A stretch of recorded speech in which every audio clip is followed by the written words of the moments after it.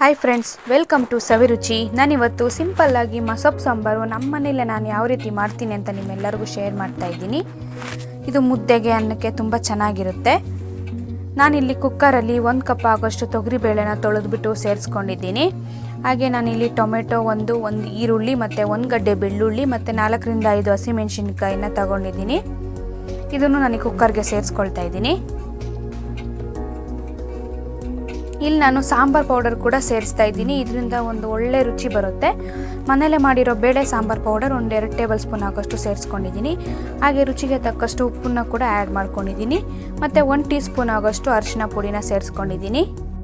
ನಿಮ್ಗೆ ಇಷ್ಟ ಆಗಿರೋ ಸೊಪ್ಪನ್ನ ನೀವು ಸೇರಿಸ್ಕೊಳ್ಬೋದು. ನಾನಿಲ್ಲಿ ದಂಟಿನ ಸೊಪ್ಪು ಮತ್ತು ಅರವೆ ಸೊಪ್ಪನ್ನು ಸೇರಿಸ್ಕೊಂಡು ಮಸೊಪ್ಪು ಸಾಂಬಾರು ಮಾಡ್ತಾಯಿದ್ದೀನಿ. ಸೊಪ್ಪು ಬೇಳೆ ಬೇಯೋದಕ್ಕೆ ಒಂದು ಸ್ವಲ್ಪ ನೀರನ್ನ ಸೇರಿಸ್ಕೊಳ್ಬೇಕಾಗುತ್ತೆ. ನೀರಿಲ್ಲಿ ಜಾಸ್ತಿ ಸೇರಿಸಬೇಡಿ, ಸೊಪ್ಪಲ್ಲಿ ನೀರು ಬಿಡೋದ್ರಿಂದ ನೋಡ್ಕೊಂಡು ನೀರು ಸೇರಿಸಿ. ಇದನ್ನೆಲ್ಲ ನೀಟಾಗಿ ಒಂದ್ಸರಿ ಮಿಕ್ಸ್ ಮಾಡಿಕೊಂಡು ಕುಕ್ಕರ್ ಲಿಡ್ನ ಕ್ಲೋಸ್ ಮಾಡಿ 2 ರಿಂದ 3 ವಿಜಿಲ್ ಕೂಗಿಸ್ಕೊಳ್ಬೇಕಾಗತ್ತೆ.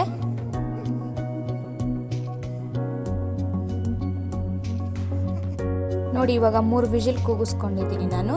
ಇದನ್ನೆಲ್ಲ ಸ್ಮ್ಯಾಶ್ ಮಾಡ್ಕೊಳ್ಬೇಕಾಗುತ್ತೆ. ನೀಟಾಗಿ ಸ್ಮ್ಯಾಶ್ ಮಾಡಿಕೊಂಡು ಸಾಂಬಾರ್ ಕನ್ಸಿಸ್ಟೆನ್ಸಿ ನೋಡಿಕೊಂಡು ನಿಮ್ಗೇನಾದರೂ ನೀರು ಬೇಕು ಅನಿಸಿದ್ರೆ ನೀವು ನೀರು ಸೇರಿಸ್ಕೊಳ್ಬೋದು. ಇಲ್ಲಿ ಇದನ್ನು ಒಂದು 5 ನಿಮಿಷ ಮೀಡಿಯಮ್ ಫ್ಲೇಮಲ್ಲೇ ಕುದಿಸ್ಕೊಳ್ಬೇಕಾಗತ್ತೆ.